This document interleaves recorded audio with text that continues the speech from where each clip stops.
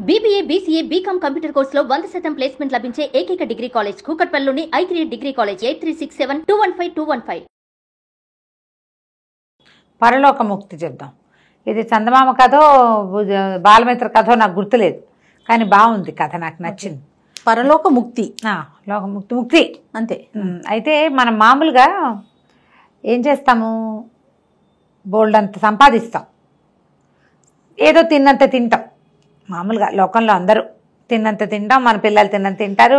అక్కడ పొలం, ఇక్కడ పొలం, అక్కడ ఆస్తి, ఇక్కడ ఆస్తి, అక్కడేదో ఇల్లు, ఇక్కడేదో ఇల్లు, ఎన్ని ఇల్లున్నా ఇంకా ఇల్లు, ఇంకా ఇల్లు, ఇంకా ఇల్లు, ఇంకా బంగారం, ఎంత కొన్నా చాలదు. వీటిలో ఒక్కటైనా మన వెనకాల వస్తుంది రాదు. కానీ మన పిల్లలు ఏం చేస్తారు, వాళ్ళు కూడా మనం ఇంత చేరిస్తే వాళ్ళు ఇంకా ఊడ్చి చీపురు చాట వేసుకుని ఇంకా పెంచుతారు దాన్ని. ఆశ చావదు, అక్కడి నుంచి ఇంకా ఇంకా చేస్తూనే ఉంటాం.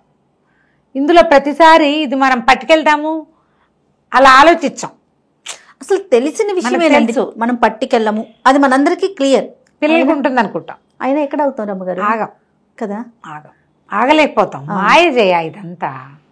అయితే పూర్వం ఒక ఆయన ఇలాంటి ఒక విచిత్రమైన ఆలోచన చేశాడు, సంపాదించిన ఆయన. ఆ కథ అనమాట ఇది. ఓకే. సుధాముడని ఒక మహాముని ఉన్నాడు, ఒక ముని. ఆయన ఎప్పుడూ తపస్సు చేసుకుంటూనే ఉండేవాడు.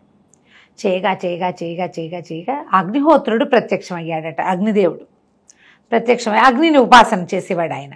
దేనైనా ఉపాసించవచ్చు మనం, ఇంద్రుడిని ఉపాసించే వాళ్ళు కూడా కనపడతారు. ఈ అగ్ని ఉపాసనతో అగ్నిదేవుడు ప్రత్యక్షమైతే ఈయన సుధాముడు నాకు ముక్తిని ప్రసాదించు దేవా అన్నట్టు. నీకు ముక్తి రాదురా నాయన, నువ్వు నీ జన్మల కింద నువ్వు కోటీశ్వరుడుగా జన్మించావు. సంపాదించి అదంతా అనుభవించలేక నా డబ్బంతా పరులపాలు అయిపోతుందేమో, ఇంకో జన్మెత్తి ఈ డబ్బుని అనుభవించాలన్న కోరికతోటి సముద్ర మధ్యంలో కుశద్వీపంలో ఒక నేలమాళిగ లాంటిది చేసి అందులో నువ్వు డబ్బంతా దాచిపెట్టావు. చచ్చిపోయావు. తర్వాత కాలంలో చచ్చిపోయాక 30 సార్లు పుట్టావు, కానీ నీకు అది గుర్తులేదు. వచ్చే జన్మలో ఎలా గుర్తుంటుంది? అంతేగా. ఇప్పుడు సంపాదించే కోటీశ్వర్లు, అపర కుబేరులు వీళ్ళంతా ఈ జన్మలో తమ ఎంజాయ్ చేయడానికి తమ పిల్లల 14 తరాల దాకా అనుభవించడానికి ఏర్పరుస్తున్నారు తప్ప మనతో పాటు తీసుకెళ్దామని ఉండదు, వచ్చి మళ్ళీ ఇక్కడే అనుభవిద్దామని ఉండదు. అవును.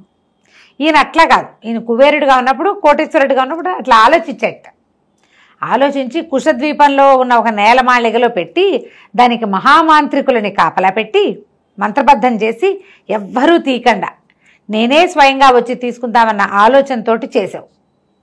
తర్వాత నువ్వు ఎన్నిసార్లు పుట్టావు, కానీ అది నీకు జ్ఞాపకం లేదు. జన్మలు ఎత్తగా చివరికి ముని జన్మ వచ్చింది నీకు. ఇప్పుడు నువ్వు మునిగా ఉన్నావు, తపస్సు చేసావు, తపస్సు చేసావు, ముక్తిని కోరతారు మునులు. అంటే అదే కదా, అదే ముక్తిని కోరేవాడే. నువ్వు ముక్తిని కోరుతున్నావు, నువ్వు ఎప్పుడు దాచిపెట్టావు చూడు, దాన్ని దానం చేసే కానీ నీకు ముక్తి రాదు. ఓహో, మరి అక్కడికి నేను ఎట్లా వెళ్ళండి అన్నాడు. నువ్వు ఎట్లాగైనా తంటాలు పడు. కుశద్వీపం, దానికి మాంత్రికులు కాపలా ఉన్నారు 30 జన్మల క్రితం. నీ ఇష్టం, నువ్వు అది ఏమైనా చేసిరా అప్పుడు నీకు ముక్తిస్తాను అని చెప్పాడు అగ్నిదేవుడు. కాంతిపాడు ఇదేంటి ఇలా వచ్చింది, ఇప్పుడు ఏం చేయాలి? సరే, అక్కడి నుంచి ఈ కుశద్వీపం ఎక్కడుందో అని అట్లా వెతుకుతూ బయలుదేరాడు. ద్వీపాలు అంటే సముద్రంలో ఉంటాయి జనరల్గా. సరే, సముద్ర తీరాలకి తిరిగేసరికల్లా సరే ఒక చోట జాలర్లు కొంతమంది ఆ కుశద్వీపం అనేది తమకు తెలుసు అనేసరికల్లా సరే బాగానే ఉందిగా. వాళ్ళందరూ అడిగారు, ఎందుకు బాబు కుశద్వీపానికి? నువ్వు అంటే అక్కడ తపస్సు చేసుకోవడానికి వెళ్తానన్నాడు. అక్కడ డబ్బులు ఉన్నాయి అవన్నీ చెప్తే వీళ్ళంతా కూడా గోల్ చేస్తారు కదా. సరే, ఒక పడవవాడు ఒప్పుకున్నాడు తీసుకెళ్ళటానికి. అయితే పడవవాడికి ఈయన చెప్పాడు, కుశద్వీపంలో చాలా అపారమైన సంపద ఉంది నాయన, మరి నేను తిరిగి వచ్చాక మీ అందరికీ పంచిపెడతా అంటే వాడు సంతోషించాడు. అలాగే బాబు, మా వాళ్ళందరికీ చెప్తే వాళ్ళంతా నీ వెంబడి పడతారు, అలాగేలే నేను చెప్తానని తీసుకెళ్తే కుశద్వీపం చేరటం అంత సులువేం కాదు. మాంత్రికుల్ని కాపలా పెట్టాడు. దారంతా జలచరాలు మీద పడుతూనే ఉన్నాయి. ఎలాగోలాగా చచ్చి చెడి ఆ కుశద్వీపానికి చేరాడు. చేరేసరికి కుశద్వీపం అంటే అదేదో ద్వీపం అంతే. అందులో అంత ద్వీపంలో తను ఎక్కడ దాచాడో తనకేం తెలుసు? ఎట్లా వెతుకుతారు? వెతకటం ఎట్లా? తీరా అక్కడికి వెళ్ళేసరికల్లా ఓ ఇద్దరు పొడుగాటి మహా పెద్ద పర్సనాలిటీస్ ఉన్నటువంటి భీకరాకారులు ఇద్దరు కనపడ్డారు. ఎందుకు వచ్చావని అడిగారు. తపస్సు చేసుకోవడానికి వచ్చానంటే వాళ్ళు లెంపకాయలు కొట్టేశారు. ఈయన్ని తపస్సు కాదు, దొంగ మొహం, ఇక్కడ ఏదో డబ్బు ఉందని వచ్చావు నువ్వు, పద, నీ బోటి వాళ్ళు చాలామంది ఉన్నారు, ముందు అరకలు దునుదు కానీ తర్వాత నీ సంగతి చెప్తామని ఈడ్చుకుపోయారు. ఈడ్చుకెళ్తే తీరా అక్కడ ఈ బోళ్ళంతమంది ఎడ్లకి బదులుగా అరకలకి కట్టున్నారు. నాగలి దున్నడానికి ఉంటుంది కదా, దానికి ఆ ఎడ్ల బదులు మనుషులు ఉన్నారు. మనుషులు కట్టుండేసరికల్లా ఏం చేస్తాడు, కట్టేశారు. లాగాడు, ఏం తప్పలేదు. అది వాళ్ళకి చెప్పాడు, నేను ఈ ద్వీపం నాదే, ఒకప్పుడు కొన్ని జన్మల క్రితం నేను ఇక్కడ అపార ధనరాశులు దాచిపెట్టాను అనేసరికల్లా వాళ్ళిద్దరు అన్నారు, గాడిద గుడ్డులే, అపార ధనరాశులు ఎవడో దాచిపెట్టాడు 30 తరాలు గడిచిపోయినాయి, మా పెద్దవాళ్ళని నియమించాడు, మా పెద్దలు పోయారు, మేము వచ్చాం, ఆ డబ్బులు రక్షించడం మా బాధ్యత. నీబోటి మునులకి తాపసులకి అవి అందవు, అవి పెట్టినవాడు కోటీశ్వరుడు, వాడు నువ్వు కాదు, వాడెవడో మాకు తెలియదు, నువ్వైతే గ్యారంటీగా కాదు, దున్నన్నారు. ఇక ఏం చేస్తాడు, వాళ్ళతో పడి దున్నటం మొదలుపెట్టాడు. రోజులు గడిచాక అక్కడున్న గుంపులు ఒక కుర్రాడు ఈయన్ని గుర్తుపెట్టాడు. వాడు ఈయన ఏ రాష్ట్రం నుంచి దేశం నుంచి వచ్చాడో ఆ రాజుగారి సైన్యాధిపతి లేదా రాజుగారి కొడుకు సూరసేనుడు. సూరసేనుడు ఆశ్చర్యపోయాడు, కాదండి మేమంతా ఇక్కడ ఏదో అపార ధనరాశులు ఉన్నాయని మీకు ఎలా తెలిసిందని. ఏమోనండి ఏదో పుస్తకంలో ఉందిట, పాత పుస్తకంలో, ఈయన 35 జన్మల క్రితం చేశాడు, అంటే 30 తరాల క్రితంది, ఏవో మా మమ్మీలాగా పుస్తకాల్లో రాయబడి తెలుసుకున్నారు. వీడు వాడు మాట్లాడుకుంటుంటే మూడో వాడు విని ఒకడు, అట్లా వీళ్ళిద్దరూ ఎవరికో చెప్తే ఎవరో తెలుసుకుని ఒకళ్ళొకళ్ళకి ఉత్తరం రాస్తే ఆ ఉత్తరం చేతిలో పడి ఇంకొకడు, ఆ పుస్తకం ఎక్కడో పబ్లిష్ అయితే ఎవరికో దొరికి 30 తరాల క్రితం పుస్తకాలు ఉంటాయి, ఎలాగో ఉన్నాయి, తాళపత్రాల్లో ఉందని, తాళపత్రాల్లో ఎక్కడైనా డబ్బు రహస్యాలు ఉన్నాయేమని వెతుకుతారు. అలా వెతికి ఇక్కడ ఒక పెద్ద గుంపు చేరింది. ఈ రాక్షసులు ఇద్దరు మాంత్రికులు ఇద్దరు ఉన్నారుగా, ఇవి వచ్చిన వాళ్ళకి అటు ఇటు వేసేసి ఆ కాడేసి ఆ కాడితో అరకలు దున్నించేస్తున్నారు. వ్యవసాయం చేయండి మీరు, అందుకే పనికొస్తారండి. కానీ వీళ్ళని కాదని ఏం చెయ్యాలో వాళ్ళకి తెలీదు. ద్వీపంలో ఉందని తెలుసు కానీ ద్వీపంలో ఎక్కడుంది ఏముంది ఏమీ తెలియదు. ఈ గుర్తుపట్టిన సూరసేనుడు, మేమంటే డబ్బుల కోసం వచ్చామనుకోండి, ఇంచుమించు అందరం ధనం కోసం వచ్చారు, మీరు ఇంత తాపసిలాగా ఉన్నారు, పొట్ట అంటుకుపోయింది, మీకు ఆహారం కూడా తీసుకోవడం మానేసి ఉంటారు, మీరు ఎందుకండి వచ్చారు అంటే ఆయన చెప్పాడు, నాతో దుఃఖభాజన గాథనైనా అగ్నిదేవుడు ప్రత్యక్షమైన నాకు మోక్షం రాలేదు, దానికి కారణం ఈ దిక్కుమాల కుశద్వీపం, ఎప్పుడో 30 జన్మల క్రితం నేనేట ఇక్కడ దాచిపెట్టాను. వాడు నిర్ఘాంతపోయాడు. సూరసేనుడు నిజమా అండి అన్నాడు. నిజం నాయన, దానికోసమే వెతుక్కుంటూ వచ్చా, లేకపోతే నాకు అన్నం కూడా అక్కర్లా, గుప్పెడు అన్నం అవసరం కూడా లేదు, ఈ వస్త్రాలు చూడు ఇవి కట్టుకుంటాను నేను, నాకెందుకు డబ్బు, ఆ డబ్బుని దానం చెయ్యాలి, అది ఇక్కడ లేకపోతేనే నాకు మోక్షం వస్తుంది అనేసరికి సూరసేనుడు అన్నాడు, ఎందుకో మీ మాట నమ్మాలనిపిస్తోంది నాకు, మరిద్దరం కలిసి వెతుకుదాం, పగలల్లా అరకలు కట్టి సాయంకాలం అవ్వగానే ఈ గుంపంతా ఓ చోట కూర్చుని అన్నాలు తినేవాళ్ళు. వీళ్ళిద్దరూ చల్లగా వెళ్ళి అట్లా తిరుగుతూ వెళ్ళేవాళ్ళు. మరి ఏదో ఒకటి ప్రయత్నం చేయాలి కదా. ఈ లోపల తిరుగుతుంటే ఇతను బాగా లోపలికి వెళ్ళాక కొన్ని భవనాలు శిథిలమైపోయినవి అట్లా వాటిని గుర్తుపడుతున్నాడు ఆయన. ఇక్కడ ఒక భవనం ఉండేది, చాలా పెద్దది, నేనే కట్టించాను ద్వీపంలో, ఇక్కడ ఒక గుహ ఉండాలి, ఇది ఉండాలి, అది ఉండాలంటే రోజు కొంచెం చూసుకుంటూ తిరగ్గా తనకి గుర్తు కూడా వస్తుంది, లీలగా ఇదేనని అనిపిస్తోంది అనమాట.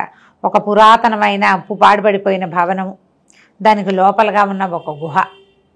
సరే అక్కడి నుంచి కొద్ది రోజులు అయ్యేసరికల్లా సూరసేనుతో కలిసి ఆ గుహలోకి ప్రవేశించేసాడు. అయితే మాంత్రికులు పసిగట్టేశారు, అమ్మ దొంగబడవా, నువ్వు కాస్త డబ్బులు తీసుకెళ్ళడానికి వచ్చావు, ఉండు నీ పని చెప్తాము అని మీదకి వచ్చారు యుద్ధానికి.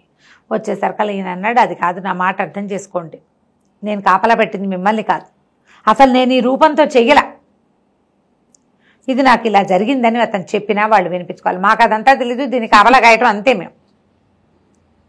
సరే నువ్వు ఈ డబ్బుతోటి చచ్చిపోదు కానీ లోపలికి వెళ్ళి మొత్తం చూసిరమ్మన్నారు. లోపలికి వెళ్తే కొన్ని కోట్ల కొద్ది ధనరాశులు ఉన్నాయి.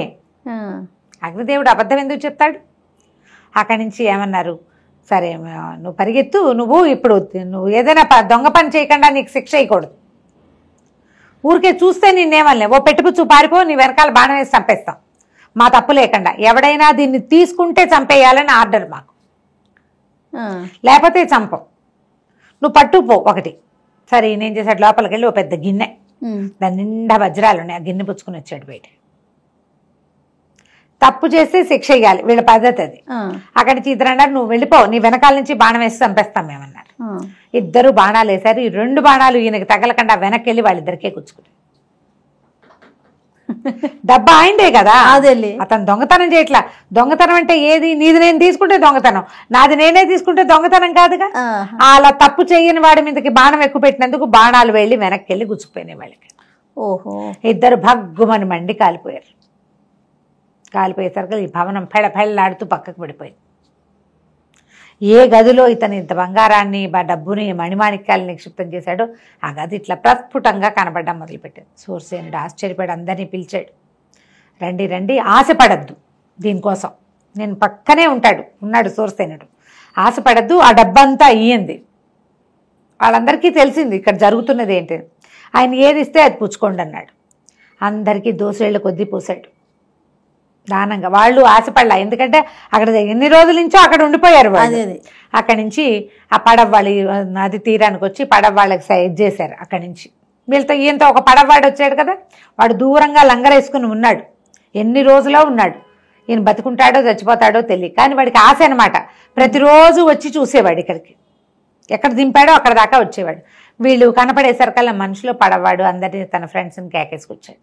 ఇక్కడున్న ధనరాశులన్నీ మూటలుగా కట్టి మొత్తం బయటికి మోసుకెళ్ళి పడవాళ్ళకి బెస్తవాళ్ళకి ఆ ఊళ్ళో ఉన్న జనాలందరికీ దోశలతోటి పంచేసాడు, ఒక్కటి కూడా ఉండనివ్వకుండా.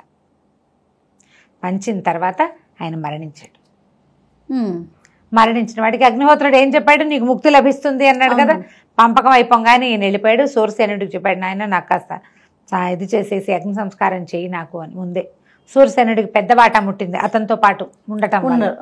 సూర్యసేనుడి అగ్ని సంస్కారం చేశాడు, ఆయన రుణం తీర్చేసుకున్నాడు తనకు డబ్బు ఇచ్చినందుకు. మిగిలిన వాళ్ళందరి జయ ధ్వానాల మధ్య ఈ సుధాముడు స్వర్గలోకానికి వెళ్ళిపోయాడు, ముక్తిలోకానికి మోక్షద్వార ప్రవేశం చేసేసాడు అనమాట. కథ కంచికి మనం ఇంటికి. సూపర్ రమ్మగారు. మోక్షం ఎలా వస్తుంటే మనం సంపాదిస్తే రాదు, దానం చేస్తే వస్తుంది. అది ఈ స్టోరీ లైన్ అది అంతే కదండి. అంతే. చాలా బాగుంది రమ్మగారు. నమస్తే.